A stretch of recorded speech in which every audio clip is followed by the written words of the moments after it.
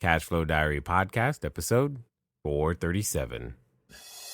Welcome to yet another exciting episode of the Cashflow Diary Podcast, the podcast that teaches you insider tips, tactics, and strategies for creating leverage streams of cash flow into your life. Learn from top-performing entrepreneurs, business owners, investors, and thought leaders from across the globe as they share their secrets to success. Like what you learn on this and other Cashflow Diary podcast episodes? Go to learninvestingnow.com and sign up to receive powerful tips and information that will help you succeed as an entrepreneur and investor.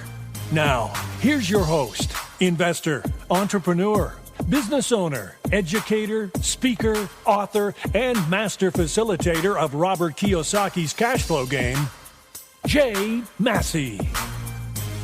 All right, ladies and gentlemen, welcome to another episode of the Cashflow Diary Podcast. I'm your host, Jay Massey, and I am glad that you are here today. Here's why.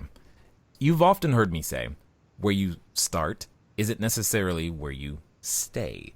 And I think today's guest is definitely chief among them in that sense, because you'll be able to learn how some lessons from other possibly unrelated areas can help you and I learn how to run a business, make things happen, and more importantly, move forward. I have with me today Mitch Russo. Now, what's interesting is not only has he worked with Tony Robbins and Chet Holmes, names that you would know, he's also built and sold his company as well. Now, I know many of you out there, you want to build it, you want to make it awesome, but you also got to plan for that exit.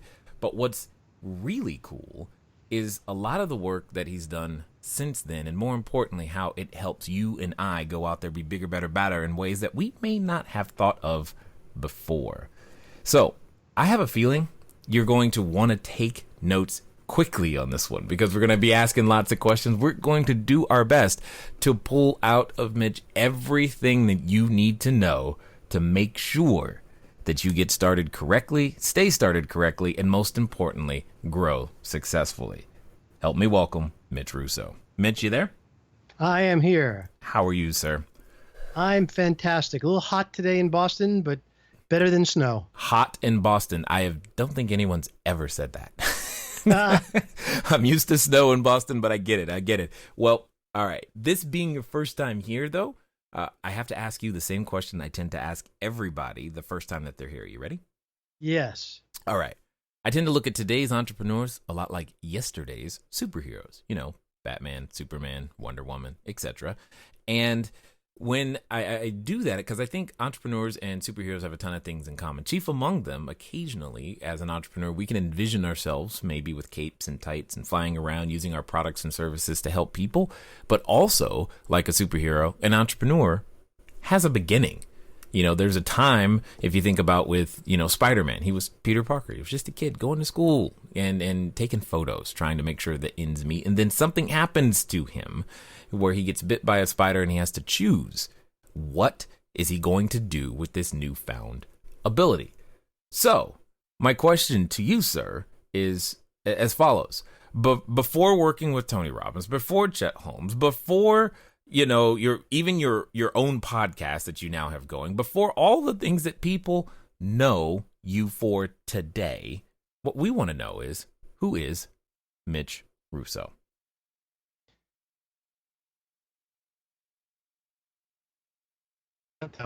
That I'm just a New York kid. I'm just a kid in Brooklyn, trying to make a way in life. And hold 1 second. Yeah. For something happened, and I did not hear anything until you said the word New York. So what I don't even know what happened.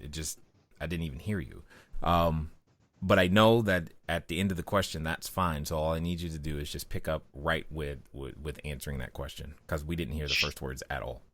Oh, that's terrible. Okay, we'll start again. Okay, so snap in the microphone 3 times, pick up as if I just ended the question, and just go. Well, I got to tell you, it's a great question. I'm really glad you asked. For me, actually, I'm just a kid out of Brooklyn. I grew up in the Coney Island area of Brooklyn, New York, and I lived by the beach. And every day, my dad come home from work, and during the summer, we'd jump in the water and hang out on the beach and run on the rocks and all the stuff kids do. But it wasn't until I was about 16 years old that I discovered that I had something that at least was different. I don't know if it was special, but it certainly was different from a bunch of the other kids. I mean, here's what wasn't different. I wanted to get to know the opposite sex, but I was so shy and so reserved that it was very hard for me to even begin a conversation most of the time. But nobody knows what that's like at all. Never. I know. Probably no one's ever done that. No one's ever had that problem before me. I realized. Yes. But actually what I did was I tried to figure out a better way to do it than the way I was doing it. And I did. I figured out a better way. And that was to start a rock band. Of course. Yeah. I mean, is there any better way to meet girls than being in a band? So apparently not. It seems to still work, by the way. Yeah. Well, it was at least my solution. I don't know if it was the best solution, but that's what I thought of. So I actually had been studying guitar since I was about 13 years old. So by about the time I was 16, I had just enough skills to copy other people. And I did that. And I was able. So we started this little high school band, and it kind of sucked. But it was a lot of fun. And we get together on a Saturday afternoon, and we'd play for a while. And, then we do frankly, like we did, as kids back then, is we'd roll up a joint, get stoned while we're playing. And, right. It sounded even better. Indeed. We should go on a tour. Yes. Yeah. Like, oh my goodness, I belong in Madison Square Garden. Are you kidding me? But actually one day we turned on the tape recorder and we made a absolutely shocking discovery. Can you guess what we discovered when we turned on that tape recorder? You were better than you thought? We totally sucked. Yes. We didn't. What came out of that basement practice area didn't actually sound like music. More like some horrible noise. Maybe somebody dying. It was hard to tell. So I had a new rule. I said, okay, look, if we're gonna do this, then we are no longer no more getting high. We have to be disciplined. And if we're gonna do band practice, then you have to just hold off until later. And we agreed. And so we started doing that. And, we started to practice every weekend and sometimes during the week. And slowly but surely, by applying some discipline, we got better and better and better. And really, that was lesson number one that I learned, which was to be disciplined with yourself and your team, even if they don't like it. Especially when they don't like it. Especially when they don't. But it paid off because you know what it is? We were able to deliver a quality product. And that was lesson number two. Don't deliver a substandard product. And, they say that the price of perfection is bankruptcy. And that's true. I wasn't trying to be perfect. I just wanted to deliver a great song. When we played a song, I wanted people to go, wow, that's just like the record. That was great. So the other thing that started to happen is as we got better and better and we started getting invited to parties, we were asked to play dance music. And we were a hard rock band. I mean, we were playing Jimi Hendrix and Cream and dance music. Well, I guess we could try. And we did. And we tried to learn a couple of these dance music songs. And to tell you the truth, it didn't go very well. We just, the disco era had not yet occurred and we weren't really up for it anyway. So that was lesson number three, which really is to focus. And I learned focus from a very famous American philosopher. And I bet you know who he is. Can I tell you who it is? Yeah, but please. Colonel Sanders. Remember Colonel Sanders? Finger looking good. Yes. Well, remember what his other phrase was besides finger looking good? Not yet. We do chicken right. Right. Yes. Okay? Yes. So what does that mean? That means we don't do hot dogs right. We don't do pizza right. We don't do frankfurters. We don't do anything else. We do chicken right. So lesson three was for me to learn to focus. And we got the band focused on what we did best, and we did more of it. I like it. So, okay. This is interesting because all of these things, I mean, you didn't become like a professional musician. You're taking these lessons from then and turn them into other things. I'm curious, before we go too much further, what happened to the other band members? Did they learn these same lessons too? Well, I can't say that they learned them. We're kids. We all go different ways. One of us turned into a drug addict. Okay. Another one, sadly, walked out of a window and died from LSD. And another guy, I think, is a communications tech somewhere in Florida. So, I mean, we were just kids, and these lessons were, I don't know if I could have articulated them back then. It was really only later in life that I truly understood the moves that I made back then were many of the same moves I was making later as I became an adult and started moving myself into a business environment. Okay. Well, but this does beg the question. You said something earlier that you discovered this, that you were different, but not necessarily, something special, but yet you've made different decisions. You were all there at the same time, experiencing the same things. What made you make different decisions that resulted in where you are today? I have to say it's probably two things. One is my passion. I get very, very passionate about the things that I do that I love and about my clients. So when I work directly with clients, I get way probably too passionate. You want it more than them sometimes? Well, that's the problem. I mean, yes. Yeah. And, that's why I've limited the type of people I now work with, because unless somebody wants what their future holds for them as much as I do, or hopefully more, then we're not a fit to work together, because I push people a little harder than they're used to. And my goal in working with anybody is to get them to the point of their true potential as fast as possible. And so I don't have time to wait around. I don't have time to heal their wounds and all that stuff. I'm really working with someone directly so that we can accelerate their process, their progress, and their income very, very fast. And the way I do that is by using the passion that I've developed over the years for the things that I love. And I happen to have discovered early on that I love making people happy. So I guess I'm a people pleaser. Okay. Yes. I get that. I get that. So take us on this journey. How do we go from budding rock star to time slips? Sure. There's a journey there. There's a journey, but I first have to tell you, and This is the discovery I made in the band, and it came about 2 years into the band, and it was a pivotal discovery for me. I realized and discovered that I had absolutely no musical talent at all.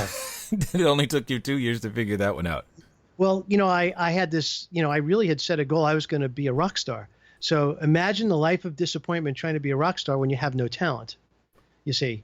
So for me, it was a great revelation. I said, okay, now I realize I have no talent. Let's move on.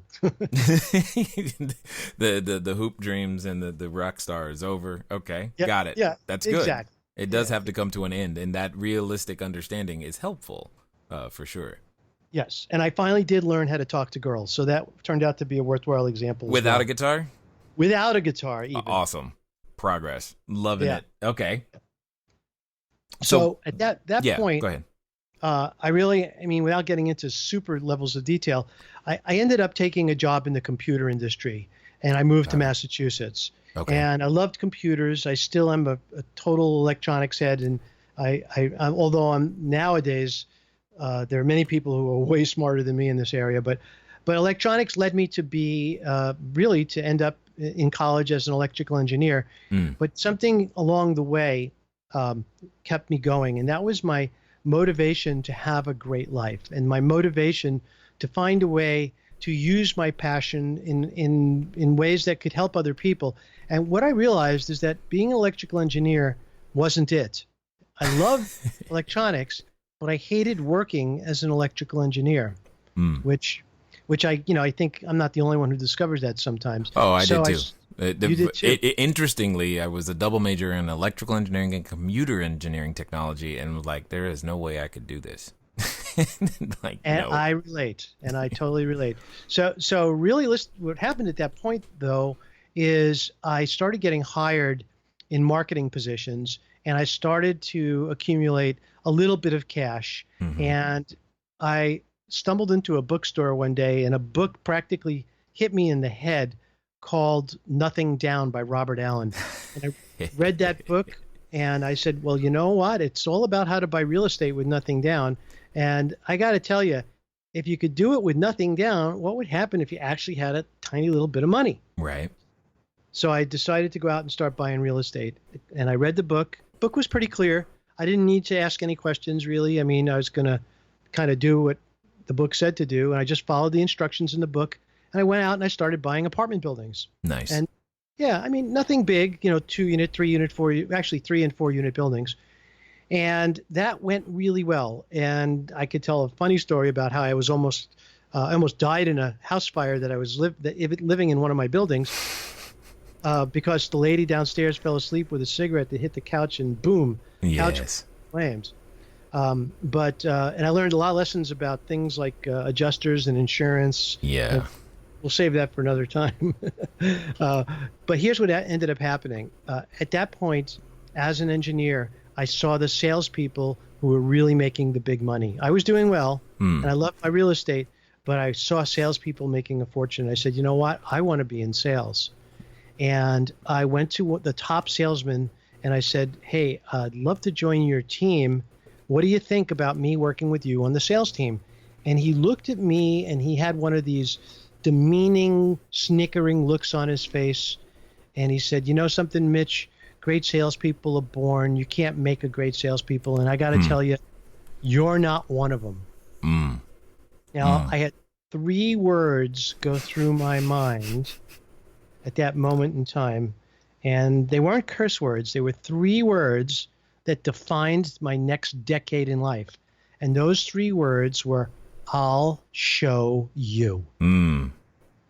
Yeah. And at that point, I found another sales job and became the number 3 person in the entire industry selling semiconductors until the semiconductor industry tanked.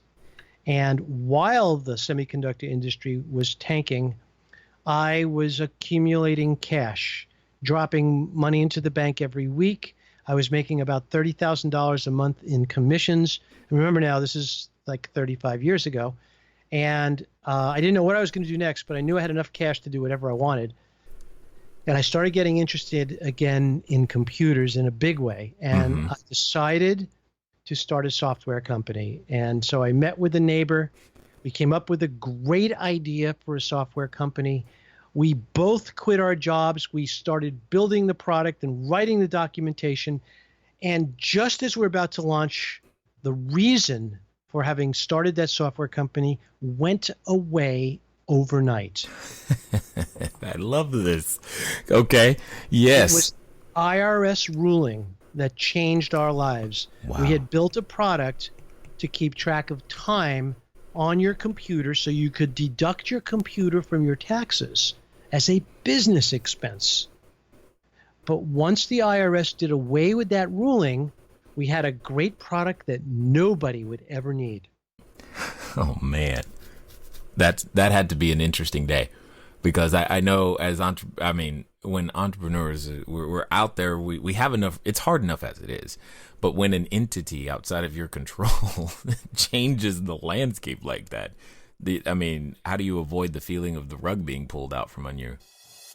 Hello there, entrepreneur. This is Jay Massey, and what I want to say to you is that the number 1 mistake that I have ever made in business, number 1, has been waiting too long to do the books, waiting too long to get the bookkeepers, the accountants, the CPAs, the CFOs involved, and I don't want you to make that same mistake. That mistake cost me over 6 figures, and now for a significant discount, you have the ability to get your books together using FreshBooks. So what I want you to do is I want you to go over to gofreshbooks.com/cashflow diary. Again, that's gofreshbooks.com/cashflow diary. FreshBooks is the easy to use software designed to help you, the small business owner, the freelancer, get organized and save time on invoicing, getting paid faster, keeping those books in order so that it becomes a bonus for you to do your taxes as opposed to a burden.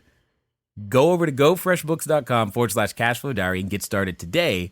And now let's get back to the rest of the story. I know. And, it was funny that day because I remember we were at my, we had started the business in the room above the garage in my house, and we were just leaving for lunch, and as we're walking out the door, I looked outside, and birds don't normally hang out in the front yard of my house, but my entire car was covered with bird poop, and it should have been a sign that something else big was coming. Yes. Awesome. Got it. So, but I didn't know that. So we went to lunch, came back, and then we discovered that we were out of business. And, the teeth gnashing and cursing and screaming and, this and that. And, oh, my God, what are we going to do? And, but here's what happened. And it was, I would say, I would call it under the category of a self-inflicted miracle, because we were determined not to give up. We were determined that we had just built something amazing, and it wasn't going to work in the form it was in, but there had to be a way to take what we had and use it and turn it into something even better. And in a matter of, I would say, 4 hours, we had figured out that we could take the time and time tracking technology and apply it to lawyers. So that's what we did. We rebuilt the software in about 60 days and refocused it on keeping track of time for clients instead of our computers. And we built a rudimentary billing system, and we built it by going to the library, the Boston University Library, Law Library, and borrowing the product manuals of existing time and billing software programs. And here was the key. Once we did that, we copied a bunch of features, but we still didn't know what we were doing. We weren't lawyers and barely knew the industry. Here's what we did that was kind of interesting. We went into the forums, and there's still forums to this day. They just call them Facebook groups. And we started talking to lawyers who used computers, and said, we're doing this. What do you think? And could you take a look at our software and give us feedback? And when we spent probably 2 months working with lawyers, working with them using a free version of our software, a beta version, to give us feedback. And using that feedback, we had crafted, at that time, the perfect tool for lawyers who use computers. I love it. Now that's one way to take bird poop and turn it into something useful. I totally understand that. Got it. Now, take us up to today, because, that's the beginning of the company. That goes well. You end up growing it, selling it, lots of lessons there. But today, what does life look like for you? Well, I went on to work with Chet Holmes, and then Chet and I brought Tony Robbins in, and together we created Business Breakthroughs International. And we grew that to $25 million a year in sales, and had a lot of fun doing it. And today, I do several things. I'm a strategist, and I'm a business consultant, and I'm a podcaster, as you know. And today, what I do is I would call them existing leaders. I work with leaders who want to become gurus, who have this amazing ability, who have this incredible talent, and who want to take that to the next level, and have gotten as far as they can go on their own, and they need someone to take them to the next level. And that's where I come in. I work with people, I get them to that next level, and I have lots of cool tools that I've developed over the years to help me do it. So I work with one woman who is a holistic coach, and she is soon to be a national star on stage. I work with another woman who is also a coach, but in the psychosexual role, and she too is about to emerge as an enormous, amazing leader in her field, and she's a PhD as well. So I work with people who are already successful, but know it's time to get really into the big time, to the next level. And that's my passion today. That's awesome. So a lot of individuals that I've run into have this thing inside of them where, at first they're doing their work for a variety of reasons. Then they reach this point of where, they're not working for the sake of work. They're working from a completely different standpoint. I guess, what inspires you to want to help others bring out even we'll call it the best of what's inside of the superhero? Here's what it is, and I think it's something that drives many of us, particularly when you reach my age. You got to remember that I've lived an amazing life, and an incredibly lucky life, a gifted life. And when you do, and when you've reached this level, you realize that the only way you got there was from the help of others.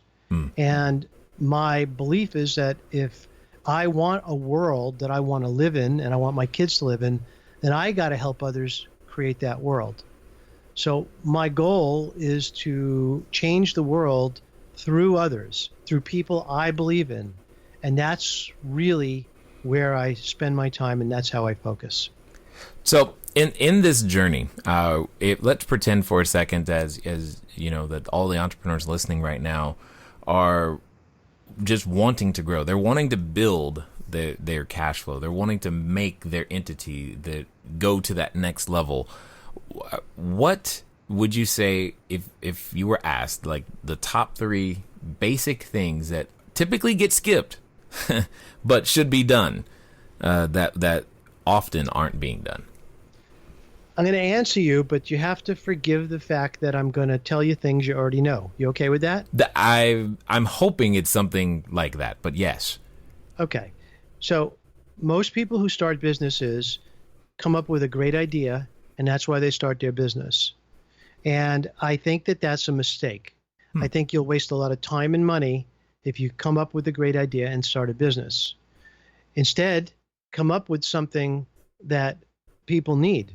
Come up with something that you want to learn and you want to become an expert at.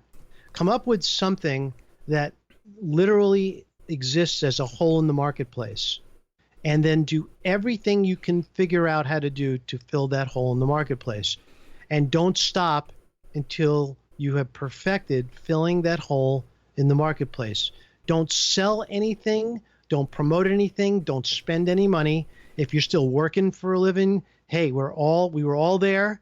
Now the time that you're spending that while you're not working is spent figuring out exactly what that need is and the best possible way to fulfill it. And if you do that, then you can build, quote unquote, a business. Got it. Now, you said something that I want to key in on, because I really would love to hear your thoughts. There was a time, obviously, in the economy where we were very agrarian based, and then it was industrial, and then it constantly changes to today, where it's kind of like the new knowledge worker is what we all must learn to somehow be. Because you mentioned becoming an expert, and I guess my question to you is, in the same way that the person told you that salespeople are born, which, well, ain't true. And many of us might not feel like we're an expert at something. So when you say become an expert, are you saying literally grab something, anything, or where you see a problem and learn to become that expert? Are you saying it could be something that obvious? I'm glad you asked me that, because I left out a step, because it's so intuitive to me, I sometimes forget. The piece that I left out was that if it's not something you're passionate about, then don't even bother. Because if you're not passionate about it, you won't stick with it. You won't dig deeper. You won't get to see the real gold hidden below the surface, because that's always where the gold is hidden. So my belief is that if you're passionate about something, if you're willing to pursue it until you are able to help other people, even at a basic level. Remember, when I say an expert, it doesn't mean you have to be the world's preeminent expert. But some people were thinking that. I just wanted to say that. You're probably right. No, and I'm glad you pointed it out. The thing about being an expert is to be able to help people get to whatever next level you're at now or have already surpassed. So are there smarter people than me? Heavens, of course. I mean, am I Tony Robbins? Not even close.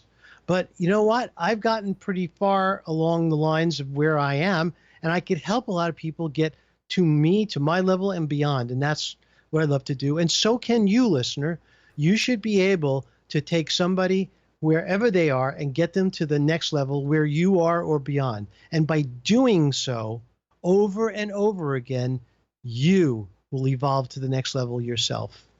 So I've got to ask you this because this was true for me. I mean, I've done a number of things in the real estate world, and there was a time where I deluded myself into thinking that, I'll retire. But eventually come back, start doing and instructing and teaching and helping others to begin to do, their own journey, etc. And what I discovered was I actually enjoy that way more than I do actually just going out there doing the work in and of itself. And I'm curious to where you find yourself today. Is that the helping of others get to their next step? Do you find more fulfillment there, or do you want to go back and mix it up and build something new? You know something, I know I love helping others more than anything else, but it doesn't preclude me going back and starting or building something new. And I've done that several times. But I've never lost the passion around helping other people grow their lives, build their business, and become better as a human being. And becoming better as a human being comes from developing character. And character comes from enduring and evolving through hard times. And, they say smart people learn from their mistakes. Well, you probably heard this. Even smarter people learn from other people's mistakes. Trying to make less of those and learn more from others. Yes, that is definitely the goal for sure. Because you paid full price for the lesson, I'll pick it up at a discount. You got it, baby. That's the way it works. So today, what do you find yourself dividing your time between? I have a couple of things that I'm involved in. Like I said, I have my private clients, of which I'm very selective about who I take. I also have my podcast, which I got to tell you, after all these years being in different businesses and having met some of the most amazing people in the world, I'm finally cashing in a lot of those chips by getting them on my show, right, and twisting their arm and making them share their greatest secrets, right, about how they evolved in life and in business. And that's, what's interesting about that is that I find that to be one of the unsung or hidden benefits of actually being on this side of the microphone. It's like, wow, you get to meet so many people who have so many interesting things to say. In this journey, what would you say have been some of the most interesting things that you've learned and gotten people to share so far? Well, I've done about 35 interviews, of which only 7 have been aired. And they're, as you know, these things, they trickle out one a week or so. No. Let them keep thinking this is easy and we do it all the time and it takes no time whatsoever. Yeah, right. And don't forget about how, because it's all free anyway, right? So it doesn't cost anything. Yeah, absolutely. Yeah. No, this is nothing. Don't reveal any of that. But here's what I've come across, and this is the best part of what I love about this particular position I'm in. I get to talk to people in completely different professions than mine. I get to dive deep into their business model and understand how they make money, understand how I could take what they're doing in that industry, in that business model, and apply it to others. And man, that is like a master's degree. Every time I talk to somebody, every time I interview somebody, I feel like I'm going to school. I love it. Yeah. And it's hard. It's hard to believe, but yes, I agree with you 100% because there's so much to be learned. And in this age of knowledge where, having these little ideas and understandings can make all the difference for entrepreneurs. So let's pretend for a second that, someone listening, because I know our listeners, they vary in terms of where they are in their business. But let's just say that someone is experiencing these plateaus, if you will. At least I've seen it where, the first time you're after, 6 figures, and then you're after 7, or then you're going for 8, and you're on somewhere on that journey. What have been some of the basic things that typically take someone from 6 to 7? I will make it completely clear on what the difference is between a person who's running at 6 and running at 7. And it's almost entirely their mental attitude. It's awesome. A mind game. That's what it is. And when you are running at six figures and can't get to seven, there is something that is holding you back. And you know what? I'm not a psychiatrist. I'm certainly not a psychologist. Right. And I don't play one on TV or pretend to be one. Right. In fact, my goal is not to understand what that is. My goal is to get you through it. And if I get you through it, you've proven to yourself in the real world that all of those fears and all that mindset stuff doesn't matter one bit. And once you get through it, there's no looking back. Very few people, and I'm sure there are exceptions, very few people go from 7 or 8 figures down to broke. Or if they do, they very quickly find a way back out. So the goal here is very straightforward. The goal is to get you past what's stopping you, and I don't care what it is. Right. Yeah, because the solution often lies in between our two ears, which is I found to be very, very true, and I find that very, very interesting that you said the same thing. So when it comes down to it, what would you say, like if you just had to peg, sometimes you just know, what are those top things that tend to prevent entrepreneurs from making that breakthrough?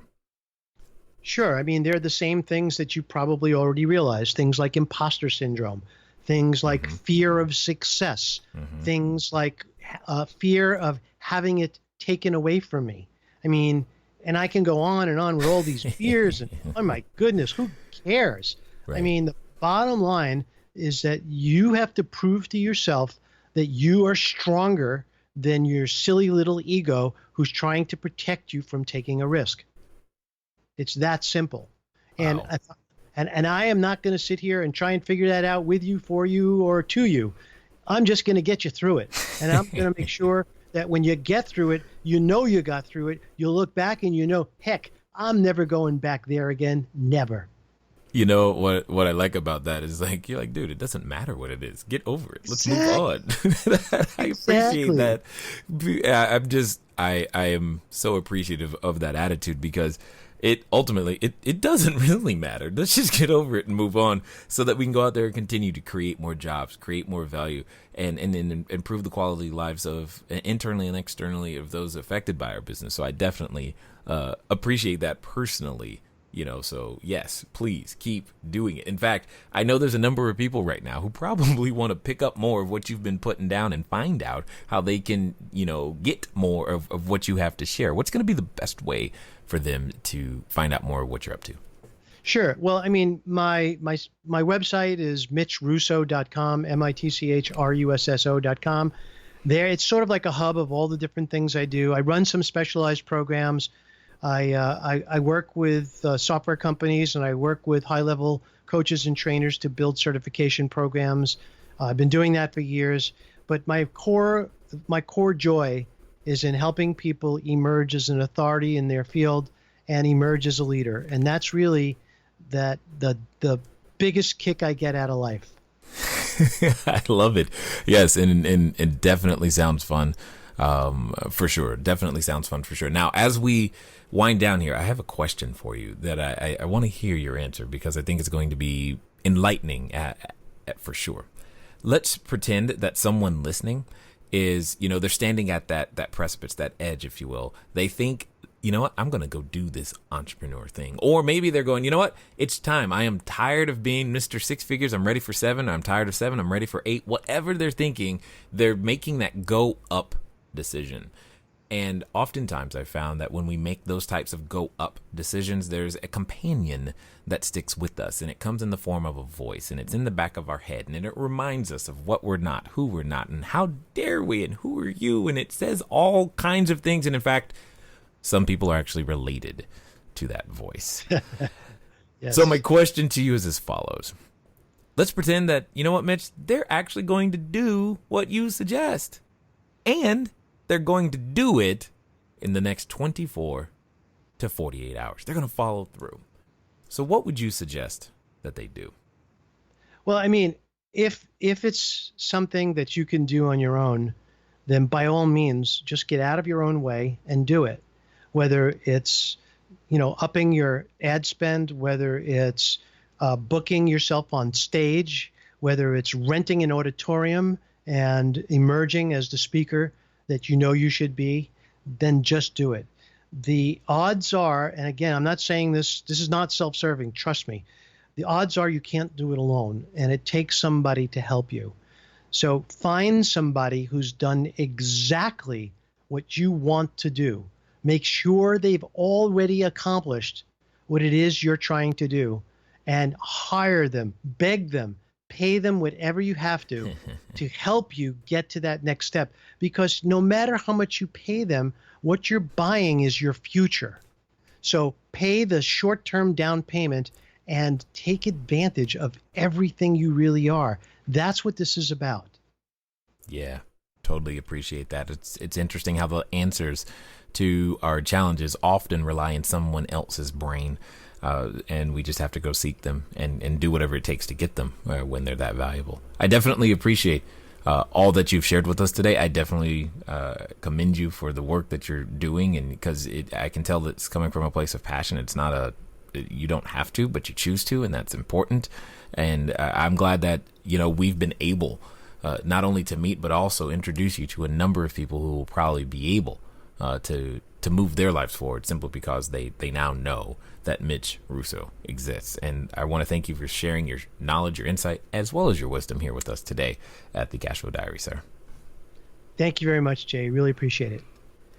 All right, ladies and gentlemen, you know what time it is. It's time for you to move at the speed of instruction. What does that mean? That means MitchRusso.com. Very simple to do.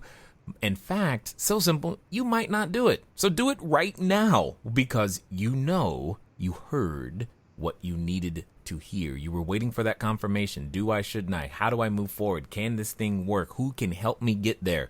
Well, now you know. And knowing is half the battle. Ladies and gentlemen, it's been fun talking to you today. I look forward to talking to you soon. Until next time.